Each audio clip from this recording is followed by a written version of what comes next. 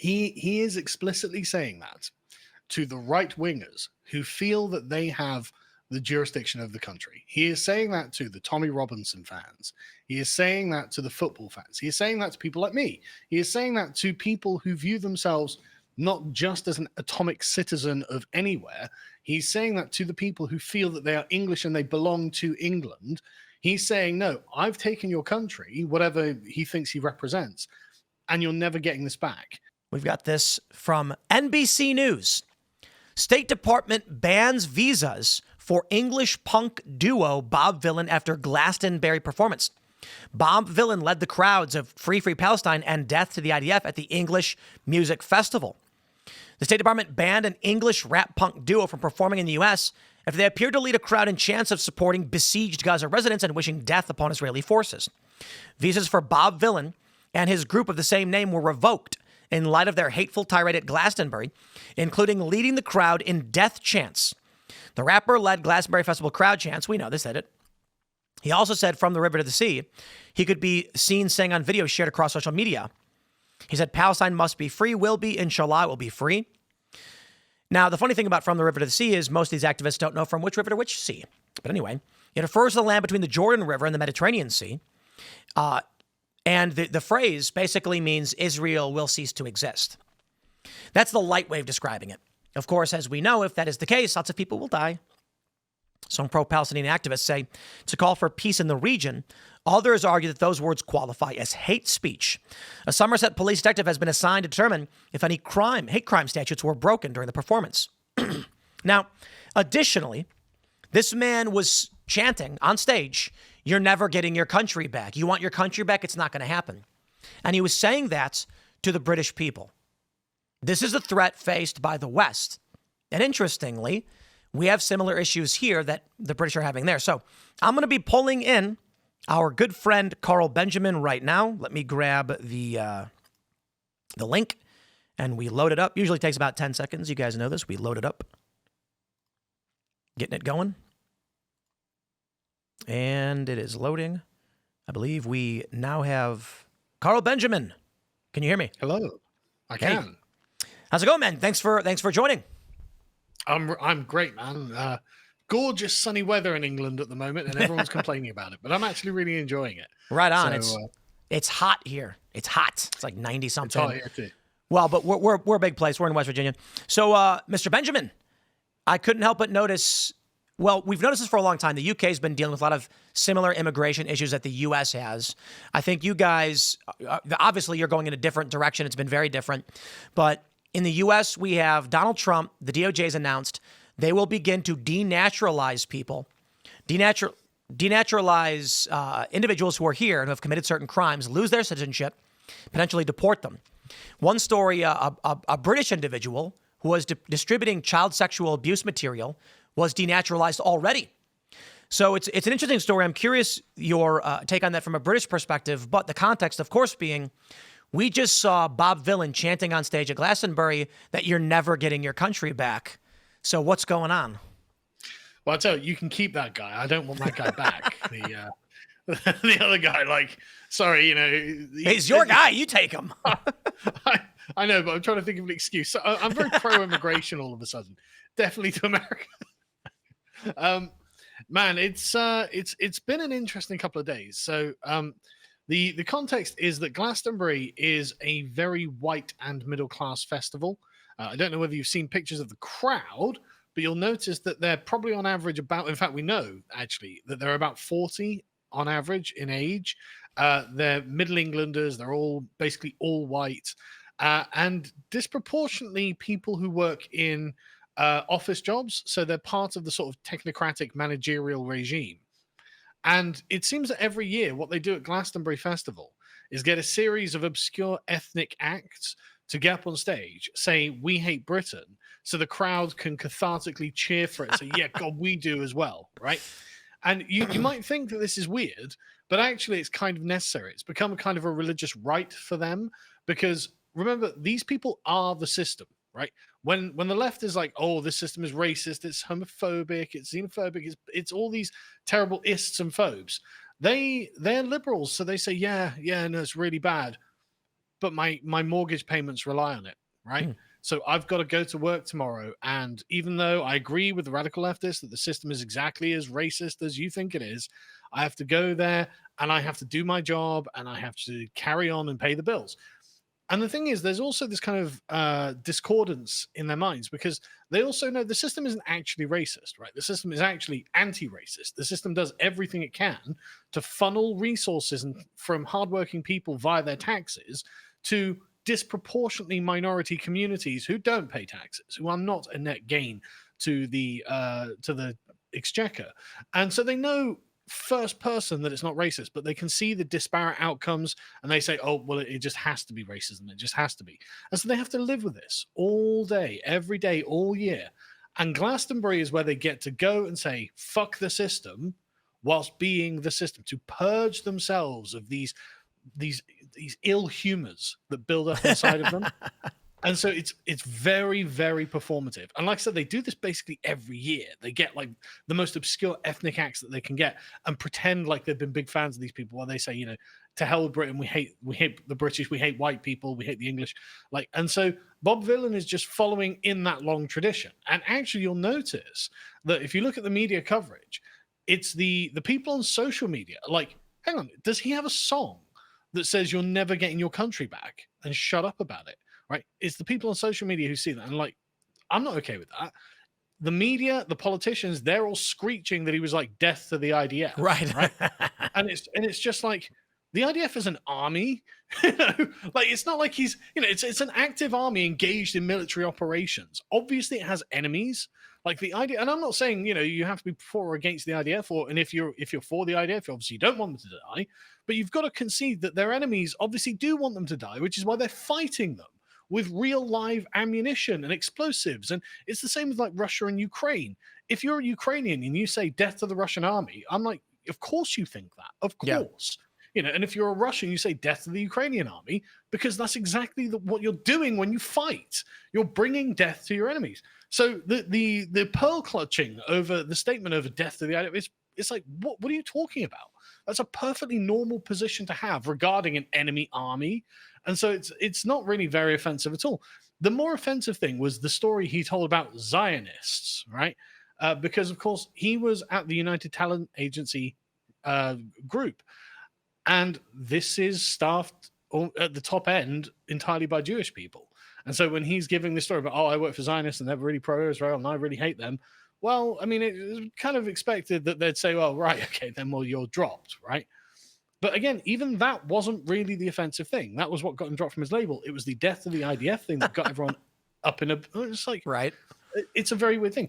But the actual thing that... And it's interesting how that's the thing that you focused on here. Yeah. Because it shows you where people's interests lie, right? So our political class and our media class are obsessed with defending Israel, which I think Israel's doing a perfectly good job of defending itself. Yeah. I can't help but notice that the IDF are one of the most capable military forces in the world. They're highly experienced, they're highly effective, and they keep winning everywhere. I don't think we need to be protective over them. I think they're doing just fine. And then on the other side, you've got the people who are like actually concerned about the state of the country and the nature of the country, the sort of moral telos of the country, where the country is going and who the country is actually for. And that's where the Bob Vylan song all pissed everyone off, because that song was recorded back in 2020, right? This is not a new song. And it's interesting that for the last 5 years, that record label was quite happy to publish his song about you're never getting your country back. That was rub it in our face. The BBC promoted this guy since 2016, trying to make him a star. And all of a sudden, he's just like, well, I actually don't like Israel. And they're like, well, you're gone. And it's like, well, that's very interesting. I can't help but notice a few things about that. You know what I mean? So that's the current state of play. It is funny how it is largely blowing up in a lot of their faces. As these record labels, these media outlets have promoted the left, being like, oh, all the woke stuff, whatever. They didn't call it the woke stuff, but saying, oh, diversity, it's so fantastic. And then one day, the guy they hired turns around and says, oh, by the way, also, we hate Israel. And it's like, oh, whoops. But that was funny, too, because I think even Ted Cruz was getting flack because he shared a video of Bob Vylan saying death to the IDF, and he was like, how could this be? We got to investigate this. And everyone's like, what? Not the part where he's singing you're never getting your country back to a bunch of Brits at a time when they're dealing with a mass migration crisis? We have that issue happening here. Yep. I do love how it's not something that bothers them for some reason. It's really weird. And, Yeah. and the thing is, well, like this is the only thing worth talking about, right? It really is a genuine question that has been brought upon us, which is, there is a collective we, right? In we the people, Americans very much recognize there is a collective we. It's the very first word of the Declaration of Independence. So that assumes pre-political loyalties. That assumes there is a group of people who are loyal to one another, and they have decided actually they don't like the government, they don't like what's happening, and so they're going to do something about it. And what they do is create a jurisdiction for themselves. We, the people, own this land. We collectively are going to be the people who steward it and declare its laws and decide its policies, right? And that question is what's coming up very, very sharply in Britain at the moment. If there is a jurisdiction, a collective jurisdiction over the United Kingdom, specifically England, to whom does it belong? In Scotland, they've got a devolved parliament with the Scottish National Party. In Wales, they've got a devolved parliament with a Welsh Nationalist Party, although the Labour Party is in charge in Wales. In England, we don't have anything, and this is for anyone. And so the question is, do the English have jurisdiction over England? And Bob Villan would say no, and you're not getting it back. We are keeping it. And what I love about this is it's just an open admission. Yeah, no, we've taken your country, and you're not having it back, and we're gonna keep it from you. And it's like, okay, but at the moment, every right winger in Britain is saying no, we're getting our country back. So just saying, you've pissed a lot of people off on that. I got a question. So in the United States, a lot of people don't know the difference between England, Great Britain, and the United Kingdom. So I suppose maybe you could just give a quick a cursory answer. Yeah. But my question was, do you guys view England as a separate nation from, say, Scotland and Wales and Northern Ireland? Ethnically, it is. The nations of in northwestern Europe, you have the British Isles, which is the island of Ireland. And then the Great Britain is the largest island of this archipelago, and then there are lots of small islands circling around it. That's the British Isles. The United Kingdom of Great Britain and Northern Ireland is the political jurisdiction of the Crown of the United Kingdom, which is over Great Britain and Northern Ireland. And then in Great Britain, the big island, you have Scotland, England, and Wales as the constituent national ethnicities of those groups. So the English give their name to England, the Welsh give their name to Wales, the Scottish give their name to Scotland. It's actually the reverse of in America, if you think about it. America, the continent, gives its name to the Americans. In Europe, French people give their name to France. And so it's where the people are in the old world rather than what the continent is. Because, I mean, before the English arrived in England 1,500 years ago, it was called Britannia.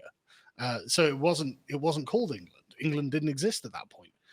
So it's a sort of strange reversal on that. And yeah, no, it's well understood in Britain that British means it's a purely political and legal identity, as in the British state, because the United Kingdom was formed as a union of crowns between England and Scotland in the 17th century. I can't remember the exact date, and it was formalized into the union of the United Kingdom of Scotland, the United Kingdom of Great Britain and Ireland in 1707 with the Act of Union.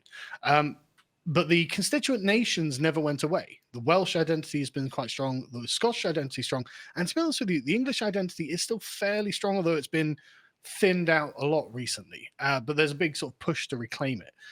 But this is all really interesting to Americans, I find.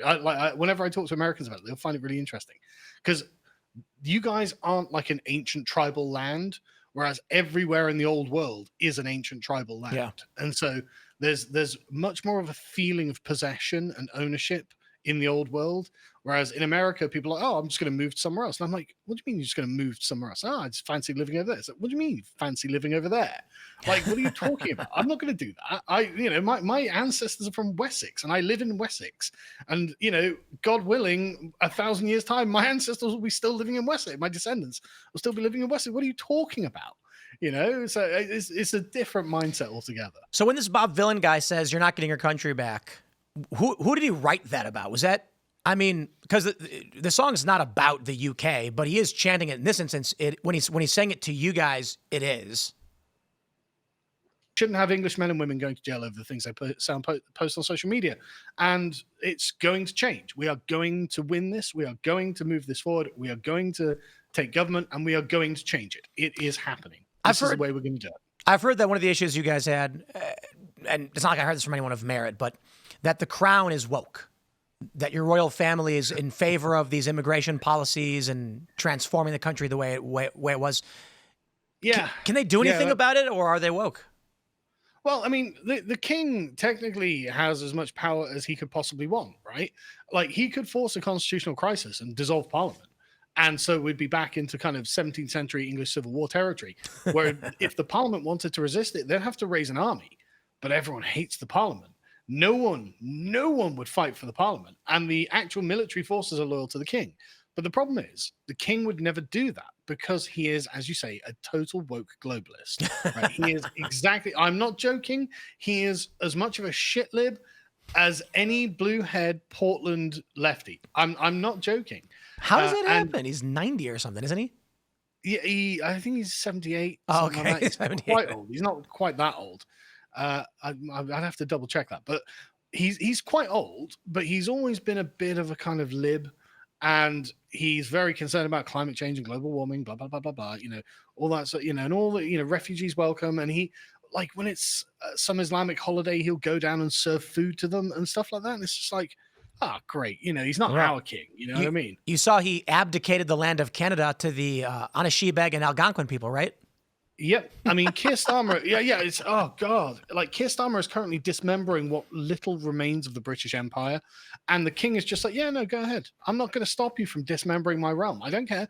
We're going to give away, like, the Chagos Islands thing is the most ridiculous thing in the world. Is that? So out of nowhere, Keir Starmer was like, I think we're going to give away this Chagos Island. So, okay, but we've got a military base there. We work with the Americans with it. We actually need that. And he's like, yeah, good point. Maybe we'll lease it off the Mauritians who we're giving it back to for $9 billion a year or something stupid like that. It's like, who is making you do this? Yeah. Like, no one was making you do this. Why are you doing this? So we're just paying out money for no reason. I hate it. Honestly. It makes no sense at the same time while they're complaining about Russia, largely. You're complaining there's an imperial nation that wants to take over Europe while you're dismantling your infrastructure.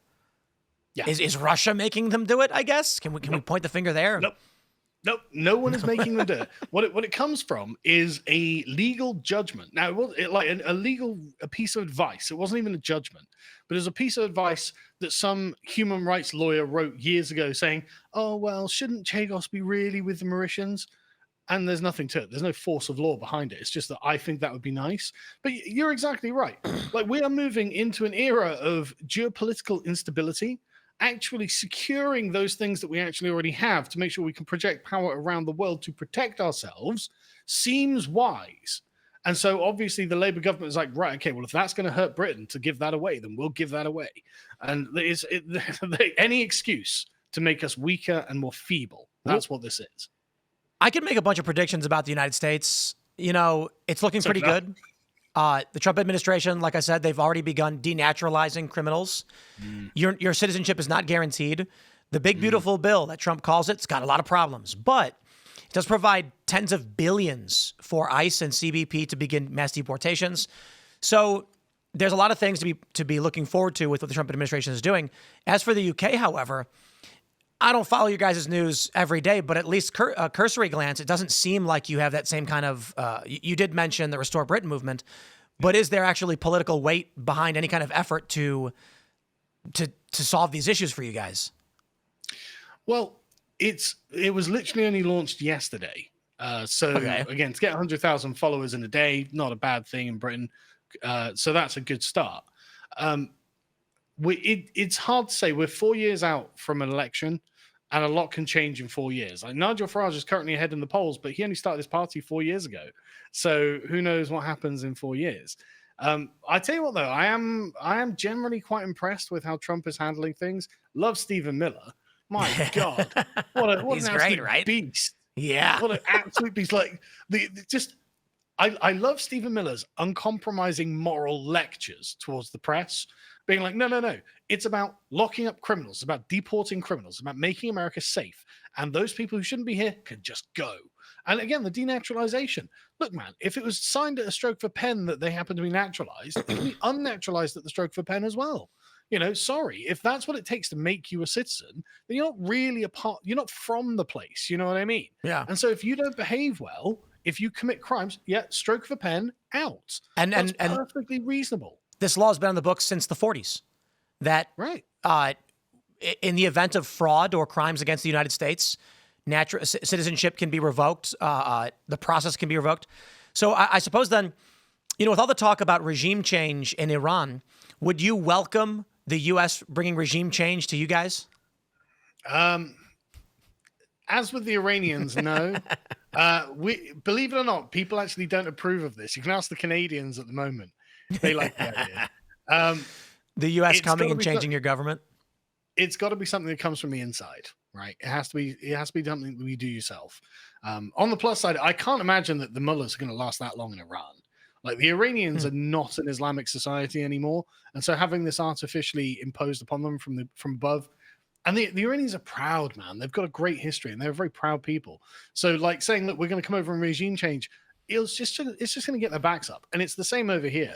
We are a proud people with a great history, and we're not having this. The change has to come from within. We appreciate the offer, though. To be honest with you, right? If something kicked off here, I don't think our government has the capacity to resist it. Right? They are not competent. They're not effective. They can't recruit for the army. The police are they're just a clown show. I mean, every day you see videos of British police looking just, oh God, like they've come out of a circus or something. And it's just like, and the thing they're most worried about is the white British population's been like, no, we've had enough. We've had enough. There's violence from here on out. That's what it's going to be. And that is why Starmer came out and just started rampantly putting people through the courts after Southport. Because he was like, no, I've got to smash this down and make an example. And that's why they're all in jail at the moment, to make an example. The thing is, this didn't make people less angry. This didn't make people less inclined to not cooperate. It just cemented a lot of people's results, saying, right, okay, all right, we noted, and we'll see where that goes, right? I think there's an inevitability. Either, what's the saying? Either there's a peace, if those that prevent peaceful revolution make violent revolution inevitable. Yep. Or if you stop peaceful revolution. So the issue is, in New York, you've got the Zohran Mamdani, who has literally proposed taxing white people. And, I've had people ask me, like, how is it possible that he could actually put that, my friends and family are like, what? And I'm like, look, I show them the website. Here's the PDF that says richer and whiter neighborhoods should be taxed higher property tax values. And whiter neighborhoods, word for word, like it's not even an implication, right? It's not even like an inference. But they ask me, how is it possible? And I tell them, because white people are 29% of the population, and so if all racial groups have an in-group preference, then you basically can go to 70% of the population and say, hey, here's a racial group you guys don't like. How about we take their stuff? And they're going to vote yes. But what's going to happen is, for these white liberals with out-group preference, they're agreeing to it. If that spreads, or let's say like in the instance of the UK with England, once it gets down to a certain percentage of the population being a minority but overtly oppressed, you will get riots. And so right now, with people being arrested for social media posts, and with the percentage base of the white population of England declining, sooner or later, you're going to have people who say, I have nothing left to lose. The government is crushing me. They're taking everything from me. And it will just become race riots. I think in the U.S., this is going to reverse. Someone pointed, I can't remember who was on our show last night, said that the white classical liberal nations tolerated equality and these liberal values among all races that these other nations do not appreciate. So it's not about the race of the person necessarily, but when you bring in people from South America or Africa or otherwise, and their views are more tribal and racially based, once they get power, they will eliminate the equality in the system, and then you will get race conflict again. Yeah. The best case scenario is that what happens to our countries, and I mean all of our countries, the Anglosphere countries, is, I mean, best case scenario, Lebanon, worst case scenario, South Africa, right? Yep. So things are rough in Lebanon, and they've been through a civil war. But in South Africa, you have a building genocidal movement there's 1 million people strong, and that results in loads of stochastic terrorism of the most barbaric kind, genuinely the most barbaric kind. A kind of balkanization like you see in Lebanon would be better than that. But honestly, I think the South Africanization of our countries is what's going on. I mean, Chant, what's the guy's name in New York? I can never pronounce it. Zoran Mamdani. Zoran Mamdani, yeah.